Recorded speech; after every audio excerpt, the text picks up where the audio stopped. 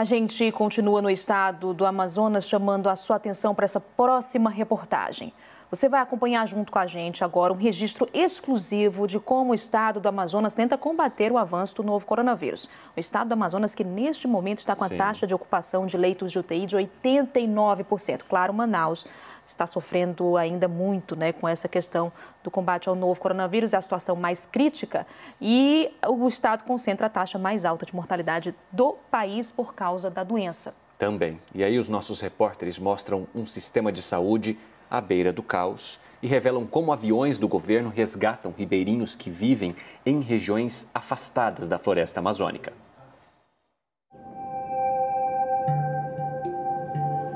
O desespero do Elton. Cadê a direção do hospital? Cadê? Isso aqui é um lugar público. Cadê que não estão dando assistência pra gente?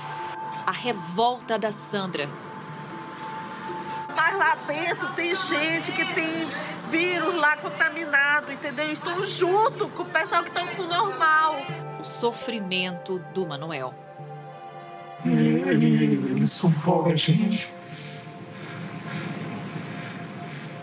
Nunca senti isso na minha vida. A dor do Esron. O que a gente passou, cara, não é bom, eu não desejo nem pro meu pior inimigo. Não desejo isso pra ninguém. Quando os números viram nomes, a Covid-19 torna-se ainda mais preocupante. Já tem enfermeiros afastados, a gente tem técnicos afastados com Covid, a gente tem um médico que pegou Covid aqui, foi afastado. No Amazonas, a luta contra o coronavírus é também uma luta por melhores condições de trabalho. Imagina você ir pra guerra, mandar um soldado pra guerra sem uma arma. É assim que eu me sinto, indo pra guerra sem uma arma. Todo plantão. Faltam equipamentos de proteção para os profissionais de saúde. Eu já pensei até em não ir mais trabalhar. Mas eu preciso desse emprego. Então, eu tenho que ir por minha família e por mim mesmo, né? Faltam leitos de UTI. Dessas 3 salas, só uma funciona.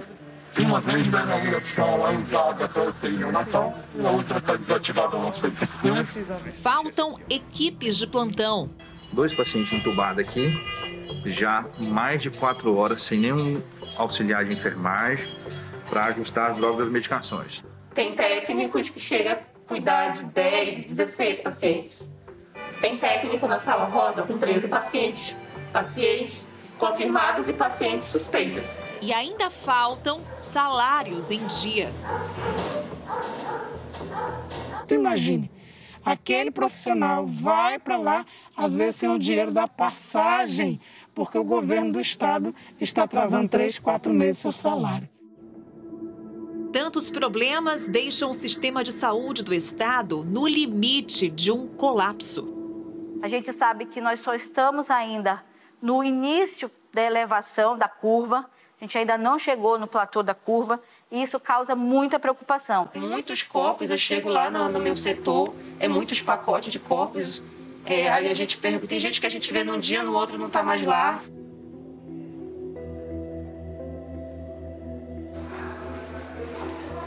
A partir de agora, nossos repórteres vestem os equipamentos de segurança e acompanham de perto o trabalho incessante das equipes de saúde em Manaus e no interior do Amazonas.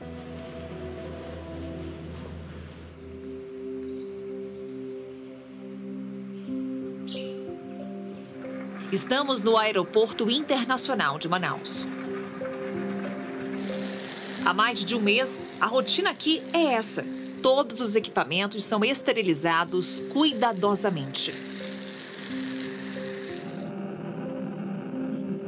Em poucos minutos, uma aeronave sairá daqui transformada. Os bancos são retirados para dar lugar às macas e aos equipamentos médicos. A UTI aérea está pronta para salvar quem vive longe da capital. Tem interiores que são 2 horas e meia, outras 1 hora de voo. que se fosse fazer de barco, seriam 3 dias, 5 dias, até lugares de 7 dias que a gente faz 2 horas e meia de avião. Antes da pandemia, a UTI aérea resgatava, em média, 2 pacientes por dia. Agora, o número subiu 70%. Foi preciso alugar outra aeronave para realizar as remoções. A gente está chegando numa situação em que o quantitativo de leito está quase assim, ficando insuficiente para a quantidade de casos graves. Mas assim, por causa dessas condições do vírus que vem piorando muito. Então, realmente é uma situação bem delicada que a gente está tentando que não chegue a um extremo de gravidade, mas a gente ainda está conseguindo, com muita dificuldade, mas estamos conseguindo ainda trazer os pacientes. O repórter Marcos Vinícius Oliveira é o primeiro a embarcar na UTI aérea desde que a aeronave começou a transportar pacientes com Covid-19. Serão 4 horas de viagem no meio da Amazônia, até chegarmos à cidade de Tabatinga. 4 horas pode até parecer muito, mas em se tratando da imensidão amazônica, é um trajeto considerado rápido, capaz de salvar vidas, já que o mesmo percurso de barco, transporte mais usado nessa região, levaria 4 dias e meio. Nós estamos indo remover pacientes com Covid, coronavírus, e devem ter pelo menos 4 a 6 lá. O doutor Daniel já sabe que quando chegar em solo, vai ter que fazer uma escolha difícil. Nós vamos selecionar 2 para trazer. Ver quais têm condições de voo, quais têm condições de transporte, porque aqui em cima há uma alteração na pressão, na temperatura. Isso altera muito o quadro clínico do paciente. Nós vamos avaliar que der para trazer. Vamos trazer 1 ou 2. Como que você se sente avaliando isso? Olha, dá tristeza, porque às vezes você acaba tendo que escolher quem vai viver e quem vai morrer. É muito triste para você, né? É triste, mas eu tenho que pensar pelo outro lado. Nós estamos conseguindo salvar 2 hoje. Estamos conseguindo salvar 1 hoje, ou 5, ou 6. Então isso aí é um consolo. Cada vida salva é uma vitória da equipe de Daniel contra a falta de estrutura nos hospitais do Amazonas. A maior dificuldade são as condições de saúde no interior, a falta de estrutura nos hospitais do interior. Muitas vezes você chega lá e tem que fazer outros procedimentos. Outro profissional não sai, outro profissional não sabe porque não tem o que fazer. Não tem equipamento para fazer. Então essa é uma das dificuldades que nós temos. A cada sobrevoo, Daniel lembra da esposa e das 2 filhas, que estão cumprindo o isolamento social em casa. E a família não tem medo, não? Tem medo mesmo. Tem minhas filhas, eles oram muito. Vai falar para o senhor voltar hoje, para voltar, olha. Na terra ou no ar, o medo é um companheiro constante. Eu tenho bastante medo. Só que alguém tem que fazer isso que nós estamos fazendo. Alguém tem que socorrer o povo do interior que não tem suporte. E esse alguém somos nós. Então alguém tem que correr o risco, arriscar a vida para poder salvar a vida de nós. É o mesmo sentimento que move o Jaime, copiloto do nosso voo.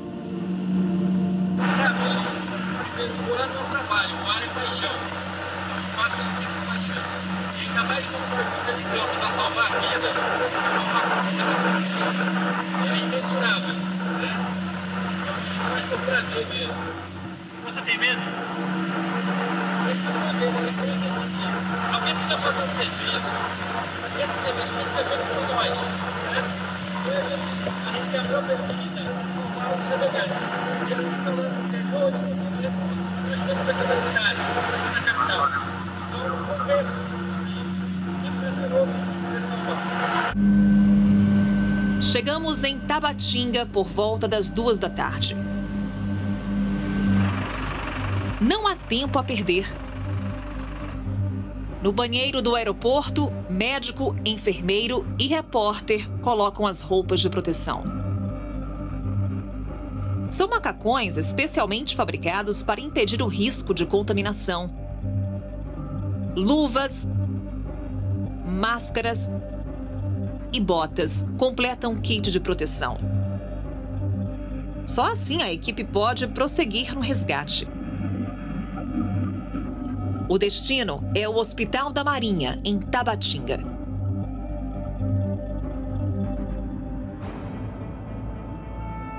Uma rápida conversa com a médica responsável e o doutor Daniel toma a decisão. Apenas um paciente com Covid-19 será transportado. A aeronave tem espaço para mais um, mas a família de um indígena infectado não autoriza a remoção. O raio-x dele está cheio de infiltrados, né? Cheio de lesões nos 2 pulmões e acabou tendo que ser entubado, né? Você passa um tubo e joga no ventilador mecânico para o aparelho respirar pelo paciente. Menos de 1 hora depois do pouso em Tabatinga, a equipe do Dr. Daniel já está pronta para voltar a Manaus.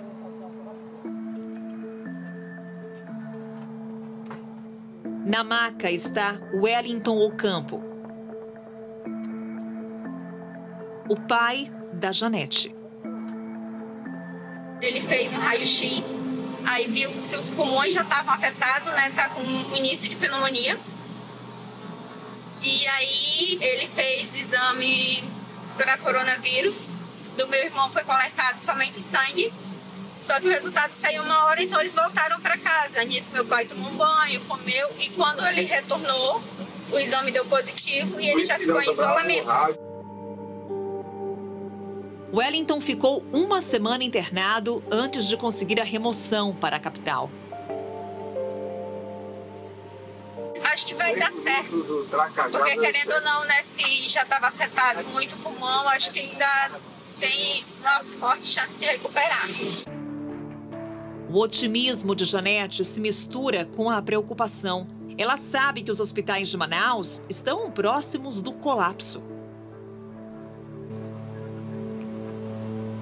Querendo ou não, a gente está indo para a capital, onde está um caos na questão de médico, né? A gente está acompanhando pelos jornais todo dia. E ele tem uma filha lá que também está muito preocupada desses deslocamentos. Ela ainda se preocupa com a própria saúde e a da mãe. As duas têm sintomas de Covid-19 e esperam pelo resultado do teste. As amostras que eu fiz ontem da minha mãe estão indo hoje para Manaus para ser analisado. Então, né, tá indo eu, meu pai, e as amostras que eu colhi ontem. A UTI aérea levanta mais um voo em direção à vida. São 4 horas de tensão até chegar em Manaus. O doutor Daniel não pode mais dar entrevista. O paciente com Covid-19 é o único ponto de atenção da equipe médica.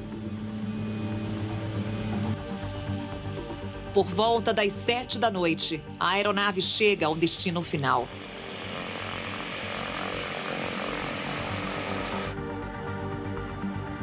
Nosso repórter passa por um processo minucioso de segurança. Todas as roupas e equipamentos de proteção utilizados na viagem são imediatamente descartados. A ambulância chega. E outra equipe médica assume os cuidados com o paciente. O doutor Daniel cumpriu mais uma missão. Todo dia que você tira uma pessoa que ia morrer do interior para dar uma chance para ele aqui na capital é excelente. Não tem palavras assim para expressar o sentimento. Eu costumo falar que quando eu visto esse macacão aqui, esse macacão verde ou macacão azul do SAMU, é uma sensação diferente, é um negócio diferente que eu sinto. Parece uma roupa de super-herói e isso é geral. Quem trabalha nessa área de de remoção gosta mesmo, gosta do que faz. Então não tem nada melhor do que você trabalhar com o que você gosta. A vida de seu Wellington está agora nas mãos dos profissionais do Hospital Delfina Aziz, o único de referência para tratamento de doenças respiratórias no Amazonas. A unidade está sobrecarregada, com quase 100% dos leitos ocupados. Por isso, muitos pacientes com Covid-19 estão sendo encaminhados para hospitais que não estão devidamente preparados para enfrentar a doença. A nossa saúde já estava colapsada. Com a chegada do Covid, realmente ficou insustentável. Hoje, todos os pronto-socorros, todos os pronto-atendimentos, todas as unidades básicas de saúde praticamente fazem atendimento ao Covid.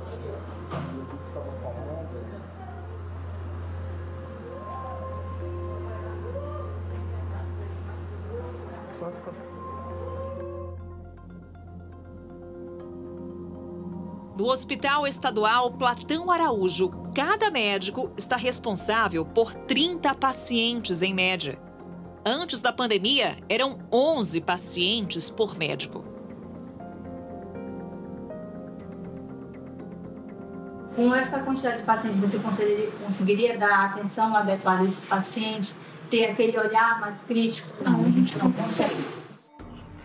Uma situação gerada pelo aumento do número de pacientes e agravada pela Covid-19, que já atingiu o corpo médico do hospital. A gente já tem enfermeiros afastados, a gente tem técnicos afastados com Covid, a gente tem um médico que pegou Covid aqui, que foi afastado. Faltam profissionais e também medicamentos. Doutora, também não tem para iniciar. Não tem? Tá. Então a gente coloca assim, né? Não tem e roda. A gente tem que escolher o paciente.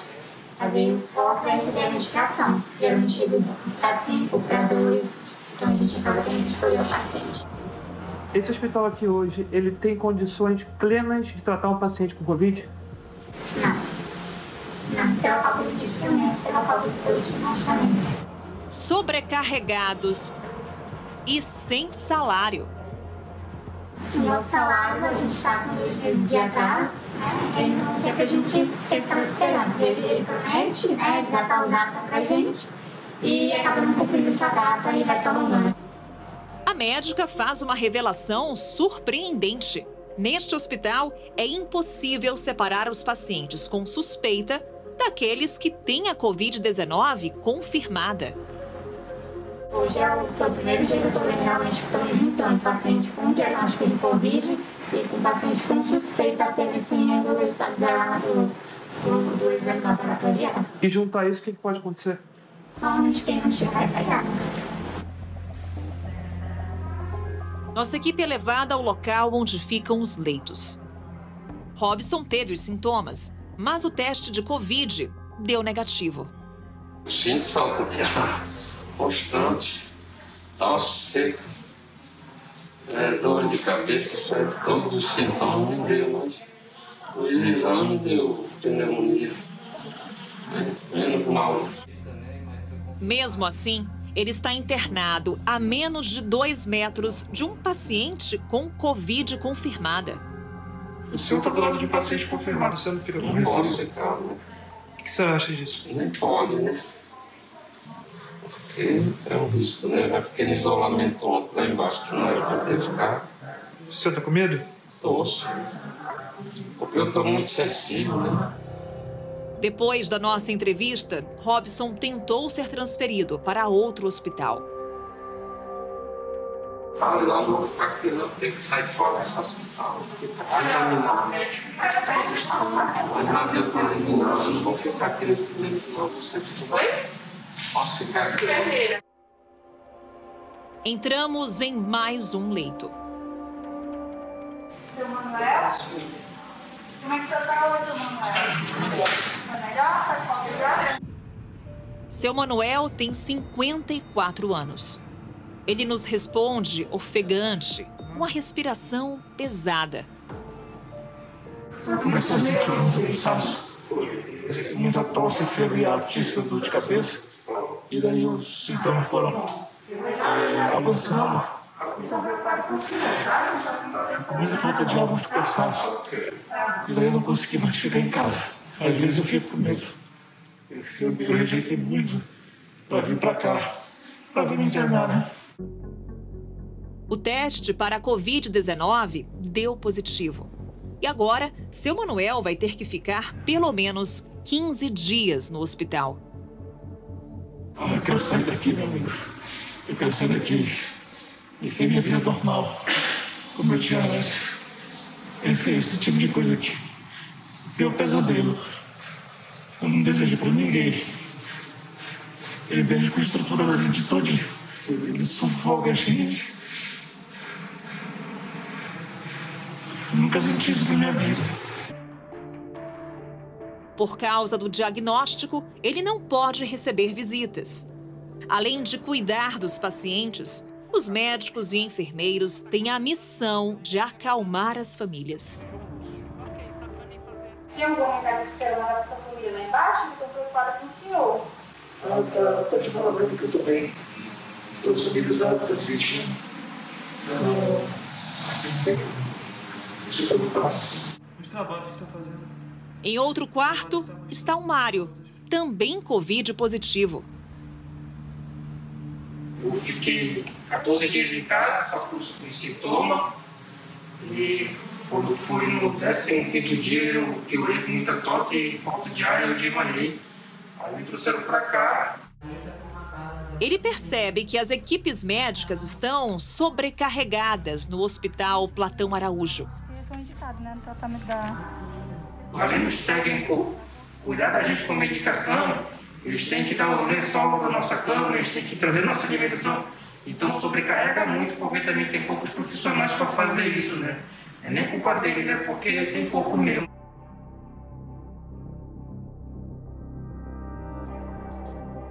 Não há dados oficiais de quantos enfermeiros e técnicos de enfermagem faltam nos hospitais do Amazonas. O Ministério da Saúde já sabe que o estado precisa de pelo menos mais 300 médicos. O sistema de saúde do estado do Amazonas já vinha com problemas e com o Covid-19 a situação acabou ficando muito pior. E, lamentavelmente, hoje nós temos pessoas sendo infectadas sem espaços nos hospitais e pessoas morrendo sem a devida assistência. O Amazonas tem pouco mais de 5.600 leitos na rede pública estadual. São quase 470 leitos de UTI. Na última semana, a taxa de ocupação das unidades de terapia intensiva variou de 95% a 97%. Pacientes em estado grave estão sendo transferidos até para maternidades. Uma medida extrema, mas necessária. Na Balbina Mestrinho, apenas uma UTI funciona. Dessas 3 salas, só uma funciona. Uma desde a inauguração é usada para UTI neonatal e a outra está desativada, não sei porquê. As pacientes com suspeita de Covid ficam nas chamadas salas rosa e, em tese, não poderiam ter contato com outras mulheres. Mas não é o que acontece aqui. Nós continuamos tendo uma sala rosa que fica contígua à admissão das pacientes. A sala de avaliação das pacientes é a mesma, independente do sintoma que ela apresente. As maternidades viraram foco de infecção, porque elas não têm um sistema de isolamento previsto, né? Quando muito tem uma sala de um leito e que não tem as regras, não tem as normas de um ambiente de isolamento. Esse é o isolamento. Na porta da sala, onde foi improvisado o isolamento de pacientes com Covid, mulheres grávidas estão à espera de atendimento. Esse aqui é o preparo, onde os pacientes ficam de parto. Você vê a proximidade entre elas, que não é respeitada. Essas pacientes não têm leite para elas. a sala que está isolamento, onde tem uma paciente com Covid. Em um dos quartos, encontramos uma enfermeira trabalhando sem equipamentos de proteção. Então, a gente vê que a enfermeira não está funcionando. Essa bata é dela, igual a tua. A enfermeira não está com todo o equipamento necessário para poder fazer um trabalho sem risco. Ela não sabe se essa paciente tem ou não tem. Certo? Ela teria que estar melhor, ela poderia estar com uma avental. Na maternidade Balbina Mestrinho, médicos e enfermeiros precisam comprar os próprios equipamentos de proteção individual. Os profissionais hoje, que quiserem se proteger, têm que usar seus próprios recursos para isso. Né? No passado, eu cheguei a pagar R$4 numa máscara dessa. Esse final de semana, eu paguei R$37,25 cada um. Em meio à pandemia do coronavírus, o hospital também virou lugar de desabafo. Eu sou mais ansioso, né? Eu faço parte do grupo de risco, eu sou hipertenso, sou diabético, tenho mais de 60 anos e eu fico apreensivo realmente de me contaminar e, porventura, ter óbito da patologia. Mais um hospital, os mesmos problemas. Mata os outros junto com outros, é justo que estão fazendo. A mãe da Sandra está internada no hospital 28 de agosto.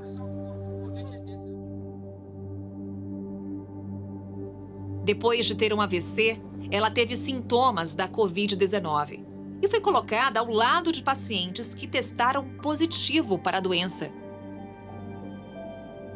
Ela está no meio do paciente que está com essa doença de convite lá dentro. No meio da emergência lá, tudo misturado aí no hospital aí de 28 de agosto. Essa técnica de enfermagem que trabalha no hospital 28 de agosto confirma: está impossível separar os pacientes. É suspeitos com os confirmados, todos misturados. Não tem definição de... Não tem uma sala, não tem lugar que possa separá-los, não. Também é impossível encontrar equipamentos de proteção para todos. Os técnicos de enfermagem só têm direito a uma máscara de proteção por mês. Principalmente a nossa máscara N95, que é dada para a gente. Somos obrigados a assinar um documento que para conservarmos essa máscara durante um mês. O ideal era que as máscaras fossem trocadas a cada 2 horas. Por isso, a solução vem do próprio bolso. Comprando as nossas máscaras. Eu mesmo compro uma caixa e levo para o serviço. E até dou para os colegas que estão precisando também. Outra técnica de enfermagem do Hospital 28 de Agosto diz que não faltam apenas máscaras. Óculos de proteção nós não temos, luva ainda temos, mas em pouca quantidade eles pedem para a gente regrar. Desprotegidas, as duas estão com sintomas da Covid-19. Comecei a ter febre, dor de cabeça, dor no corpo, a garganta inflamou, mas estava controlando, né, com medicação para febre. Estou com febre, um cansaço, dor de cabeça, dor no corpo e de vez em quando eu sinto um pouco de falta de ar. Mesmo doentes, elas foram obrigadas a trabalhar. Eu aguentei o plantão todinho, desci para ser atendida lá embaixo. O médico disse que eu só estava com uma gripe e disse que eu tinha condições de voltar ao trabalho, sendo que eu estava me queimando em febre, cansada, cabeça doendo. Eu desci para receber atendimento, passei pelo médico, ele me atendeu, fez alguns exames, inclusive que deram alterados, como eu mostrei, mas infelizmente ele disse que não iria me afastar, porque era a ordem da direção, e se ele me afastasse não ia ter funcionários mais para trabalhar. Ela só deixou de fazer os plantões quando os sintomas evoluíram para a falta de ar. Porque até então eu estava trabalhando com febre, com dor no corpo, Mas eu continuei indo. Mas quando o desconforto respiratório começou, não tinha mais condições de trabalhar. O quadro de saúde não comoveu a direção do hospital. Sem trabalhar por 2 dias, a técnica de enfermagem teve R$ 500 descontados do salário.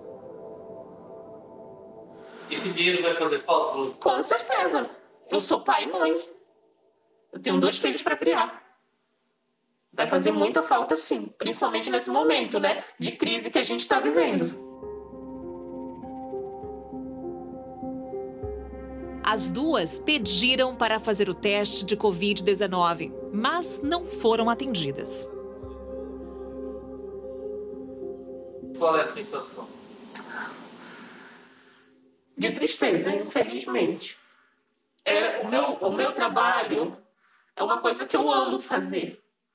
Eu sou técnica de enfermagem e faço graduação. Eu escolhi ser enfermeira, eu escolhi cuidar de pessoas. E no momento que eu mais precisei, eu não tive apoio. Então isso me entristece bastante.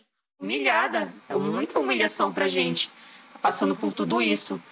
A gente cuida das pessoas, a gente acompanha os pacientes, a gente faz tudo aqueles procedimentos com as pessoas que estão entrando no hospital e a gente não tem um reconhecimento. Elas só estão em casa agora porque conseguiram atestados médicos em outras unidades de saúde.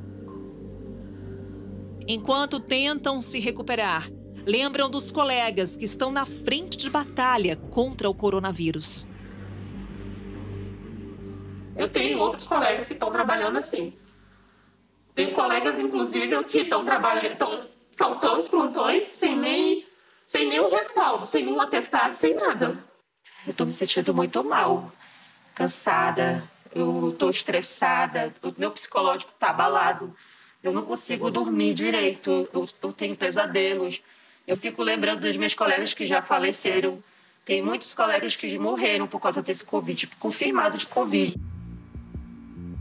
Conseguimos entrevistar esta enfermeira no último dia de atestado médico. Poucas horas depois de falar com a nossa equipe, ela voltou ao trabalho. Você tem plantão? Tenho, amanhã eu volto a trabalhar sim. Mesmo se sentindo dessa forma? Mesmo se sentindo, todos nós. Tem 3, mais 3 colegas vamos voltar amanhã.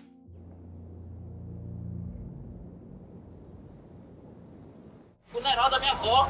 Está guardando aí, cadê o corpo? Uma resposta. Elton espera mais de 3 horas pela liberação do corpo da avó. Ela faleceu no Hospital Estadual João Lúcio e foi colocada numa câmara frigorífica. Queria que a gente entrasse lá, tu acredita? Não tem ninguém para dar assistência aqui, ninguém. A gente está aqui esperando, já quase 2 horas esperando o corpo da vovó e ninguém está dando assistência para liberar. O problema é que faltam maqueiros para encaminhar o corpo ao carro da funerária. Como está dentro de um container, que tem que ser aberto, tem que ter um auxílio lá, como é que se abre lá, como é que se... Eu não sei como se mexe nesse container aí. Sem solução pra gente estar trabalhando desse jeito, né, cara? Sem cabimento isso, cara. Já viu isso acontecer alguma vez na sua vida? Nunca na minha vida, nunca.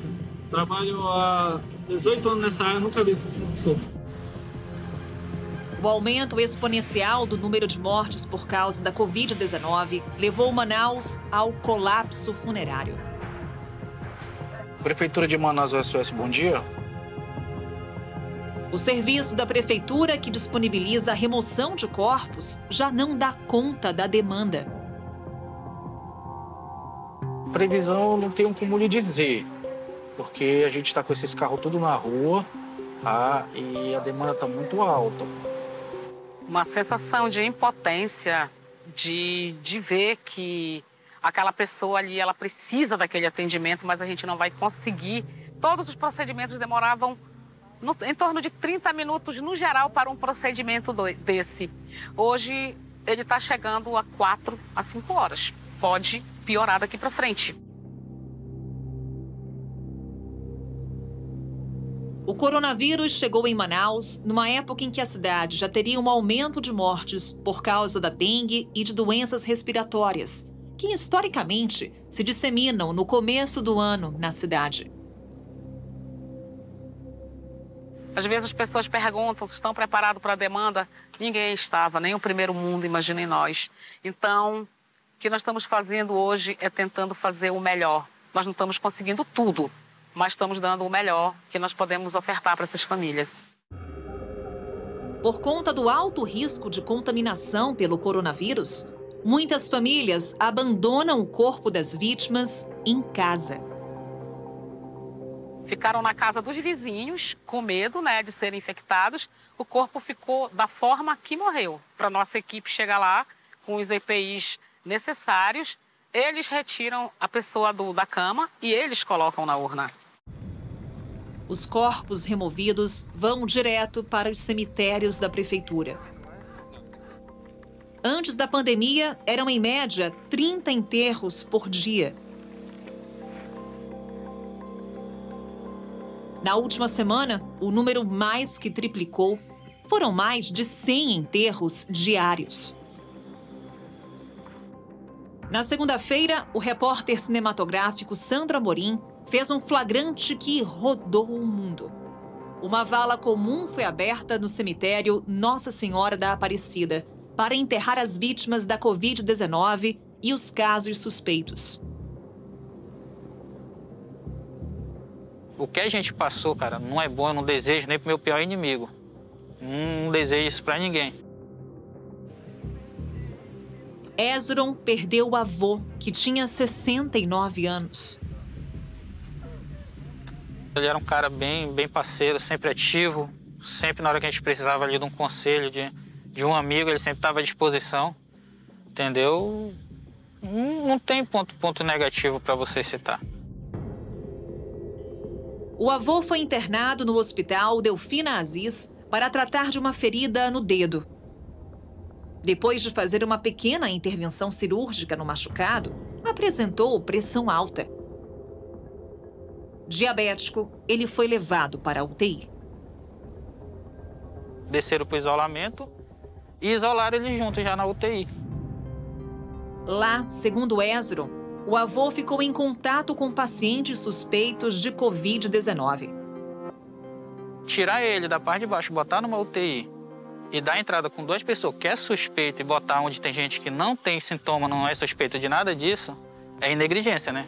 Porque se a pessoa é suspeita, ele tem de pegar e deixar no canto isolado. A declaração de óbito confirmou que o avô de Hezron morreu por causa da Covid-19.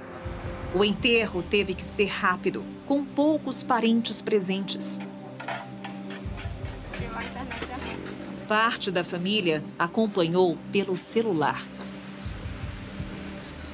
A partir de agora é puxar força e ter foco, né? Olhar nossa avó, que também está na idade de risco, né? E o principal de tudo, o foco é ela.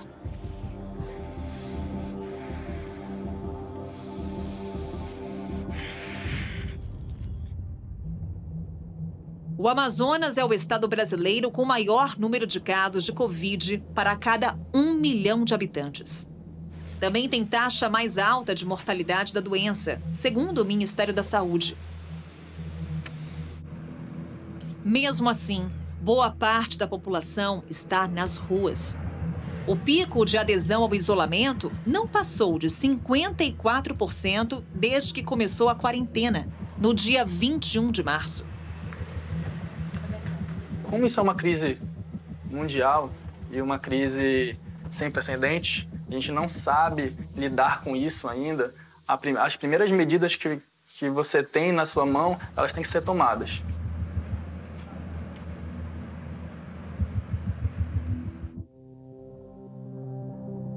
Lucas defende o isolamento social com a experiência de quem foi atingido pelo coronavírus.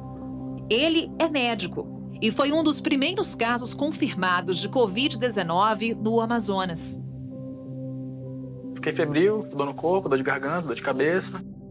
Ele começou a sentir os sintomas 10 dias depois de uma viagem a Pelotas, no Rio Grande do Sul. Antes mesmo de conseguir fazer o teste da Covid-19, Lucas já se isolou.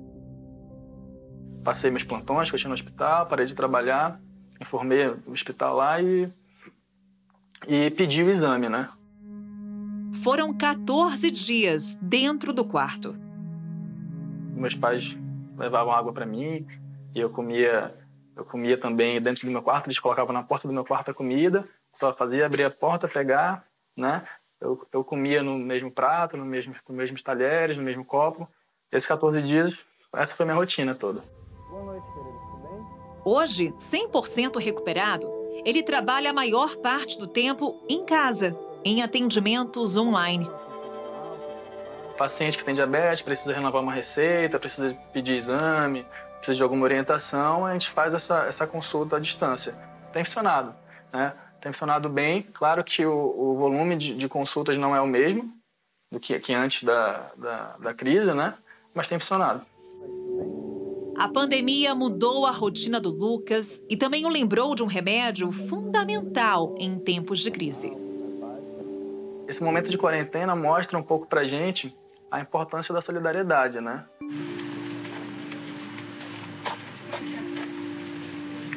Uma lição ancestral que a Wanda compartilha todos os dias. Para os indígenas do Amazonas, a solidariedade sempre foi uma questão de sobrevivência. Aqui é um território de muita luta, de muita resistência. E a gente defende isso aqui com muita força mesmo, sabe? Ela vive no Parque das Tribos, uma aldeia urbana que reúne 2.500 indígenas de 35 etnias em Manaus.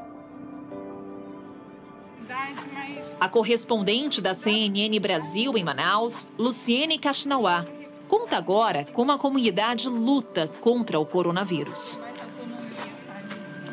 Tá, agora a gente vai tratar com o parente, né? Sim. De parente para parente. Como que vocês estão encarando essa situação de pandemia, de coronavírus aqui? A maioria das famílias indígenas nesses espaços são artesãs. As mulheres são artesãs, vivem da produção do artesanato para sustentar suas famílias. E os homens, na sua maioria, vivem de fazer bicos, como pedreiros, auxiliares em alguma obra. E essas atividades foram afetadas. A minha renda atualmente ela é baseada na venda de artesanato. E como está a sua situação hoje em relação a isso? Hoje a gente está sem dinheiro. Sem dinheiro para comprar alimento, sem dinheiro para comprar remédio, né? Porque eu já estou melhor, mas há 2 dias, 3 dias atrás eu estava muito ruim, muito gripada. O depoimento de Cláudia revela a outra face das consequências da Covid-19. O caos econômico provocado pelo isolamento social e o fechamento de boa parte do comércio. Uma consequência também grave, sentida na pele por outros membros da comunidade.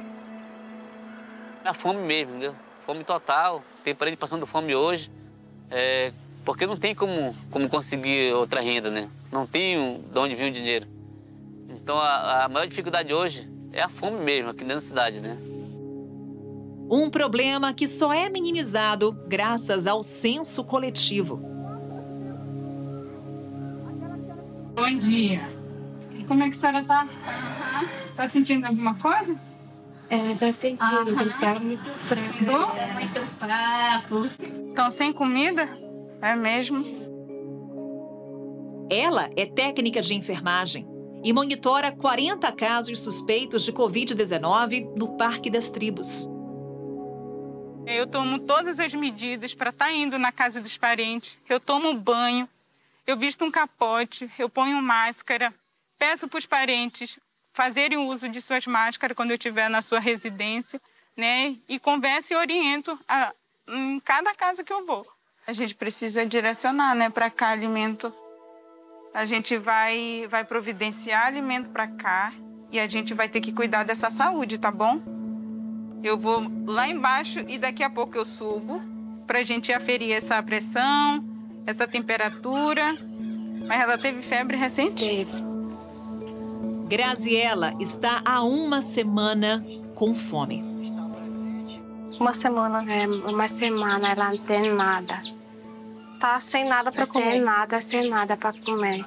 Uhum. E ela tá passando mal por causa da fome, é isso? Ela sente febre e cansaço, né, primeiro. E ela sente dor de fome? Ela sente muito fome disso.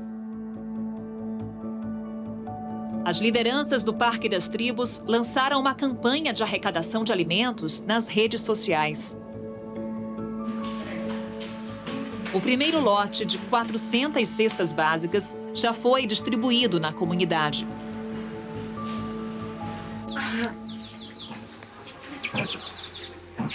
Oi, Vazinha.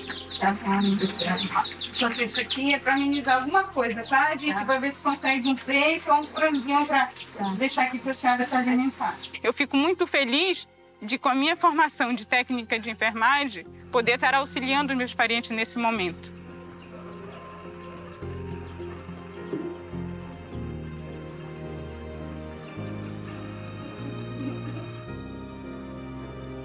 O Amazonas registrou 3 mortes de indígenas por Covid-19, de acordo com o Ministério da Saúde. Mas as lideranças dizem que esse número está subnotificado. Hoje na cidade tem muitos casos de coronavírus aqui dentro de Manaus que não estão sendo notificados, entendeu? Porque não interessa o governo notificar quem está na cidade. Para o índio que está na cidade não é índio. Para o governo é isso. Eu tenho medo de uma coisa: se eu vier a morrer, que não me reconheça enquanto indígena nem na minha morte. Eu não tenho medo de morrer pelo vírus. Eu acho que nenhum parente.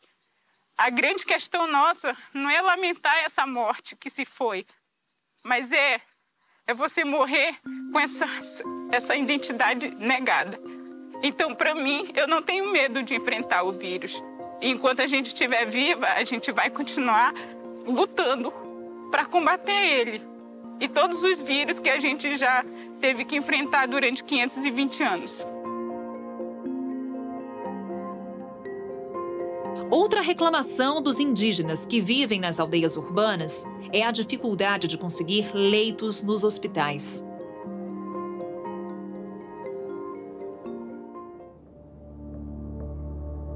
Com o sistema público de saúde sobrecarregado, o governo do estado inaugurou o hospital de campanha Newton Lins, que terá capacidade para atender a 400 pacientes. No momento, 66 leitos, sendo 16 de UTI, estão em funcionamento.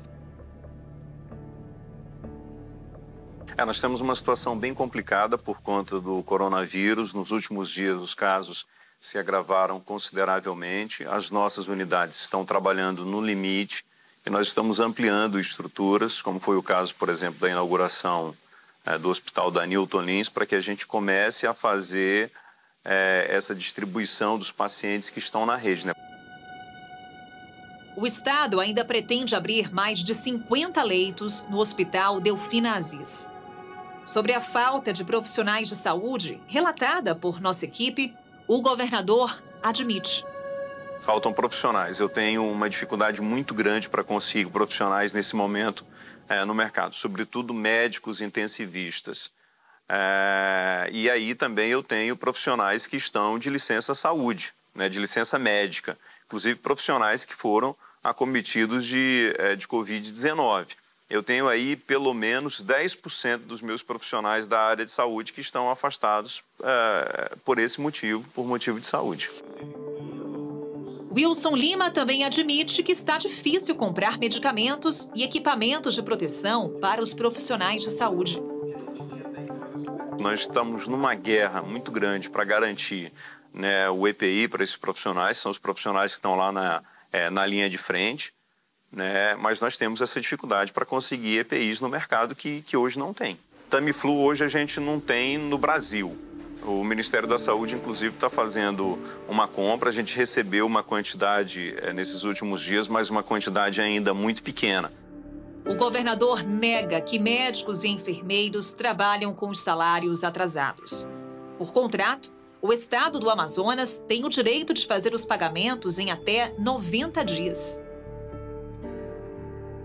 O O último pagamento que a gente fez agora para essas empresas, estamos finalizando agora dia 23, o pagamento de fevereiro, o que nos coloca ainda em dia com a quitação desses débitos.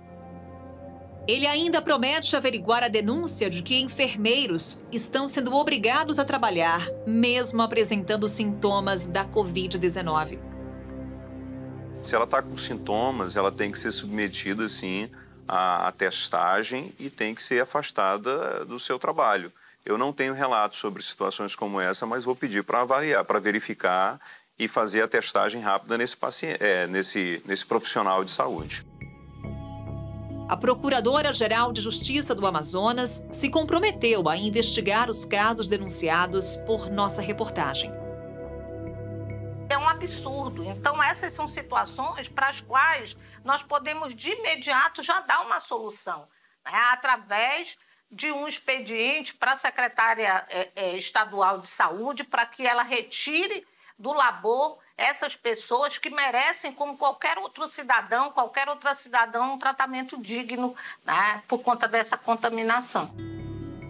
O Ministério Público já entrou com 2 ações civis cobrando informações do governo sobre os contratos assinados durante o estado de calamidade pública, decretado no dia 23 de março. Eu lhe digo com muita sinceridade, né? Eu gostaria que o meu estado estivesse vivendo um outro momento, que nós pudéssemos enfrentar essa pandemia, né, com um sistema de saúde um pouco mais fortalecido, o que não se vê. Alheios às discussões nos gabinetes, os profissionais de saúde continuam trabalhando para vencer o coronavírus no Amazonas. Eu tenho pouco mais de 17 anos de formação, né, como enfermeira. Nunca vi um cenário desse, né, de adoecimento, de colapso mesmo do sistema de saúde. Fico extremamente preocupada, estou numa posição de gestora, mas, acima de tudo, sou enfermeira também. Então, hora se eu tiver que atuar, eu atuo, me paramento e vou para o campo atuar. A Adriana monitora os trabalhos no hospital de campanha, montado pela Prefeitura de Manaus. A unidade tem 39 leitos de UTI e mais de 200 profissionais de saúde se revezando nos plantões. Os profissionais de saúde, eles são a principal linha, a linha de frente, e são as pessoas que estão mais expostas ao vírus, né? Então, assim, a gente fica, de fato, muito preocupado, muito receoso, mas nós não podemos fugir à nossa missão e à nossa luta de salvar vidas. Vamos entrar na UTI com exclusividade. Um local onde o contato com pacientes de Covid-19 é arriscado. Nosso repórter se prepara. As botas estão acopladas no macacão para que não haja brecha para a contaminação. O mesmo acontece com as luvas, são integradas ao macacão. A roupa segue de forma inteiriça até o capuz. Nada fica de fora. Máscara e óculos são importantes para proteger o repórter nos locais sensíveis à contaminação. E, por fim, uma nova máscara de acrílico protege todo o rosto para impedir a passagem de gotículas invisíveis do vírus. Só assim, nossa equipe pode prosseguir.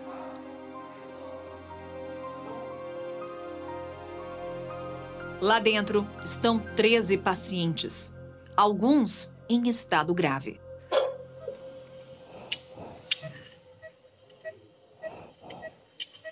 As principais queixas é o desconforto respiratório, febre e a tosse. O doutor Moisés passa os dias na UTI. A gente está chegando cedo e saindo tarde. Tem hora para chegar e não tem hora para sair. Uma rotina regrada, com protocolos rigorosos para cumprir. A gente vai alinhado a todos os protocolos. A gente está numa guerra. Então, todo o protocolo que é pela MS, e a gente tenta seguir e tentar ajudar da melhor forma. Num ambiente onde qualquer erro pode ser fatal, O médico equilibra os conhecimentos científicos com a fé. A gente reza para ter o menor número de baixa possível. E a gente trabalha para tentar ter o menor número de baixa. Então, é uma situação que é inevitável. Então, é trabalhar para ter um mínimo. Muita fé em Deus, esperando que a gente possa ajudar o melhor possível.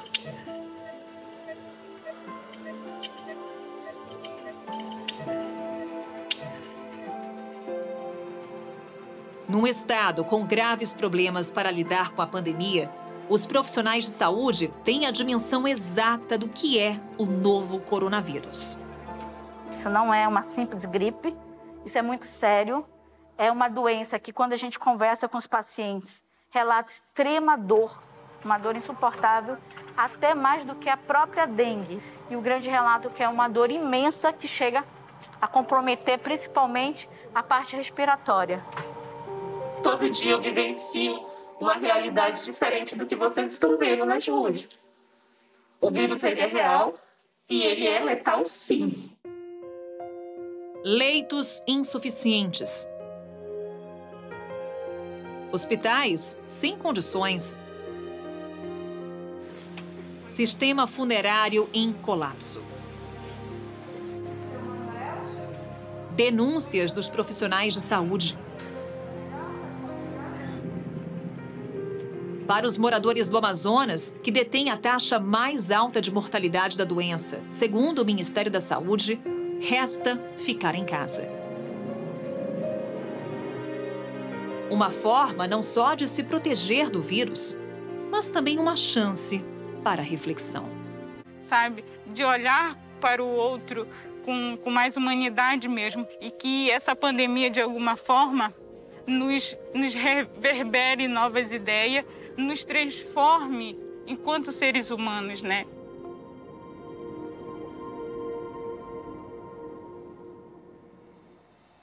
Bom, imagens, depoimentos fortes. Vamos agora às respostas. O governo do Amazonas repudia a acusação de responsabilidade pela morte dos profissionais de saúde.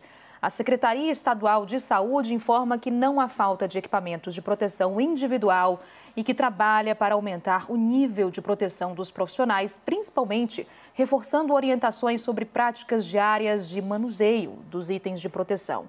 O governo do Amazonas também informa que criou 2 sistemas de testagem para atender exclusivamente profissionais da saúde.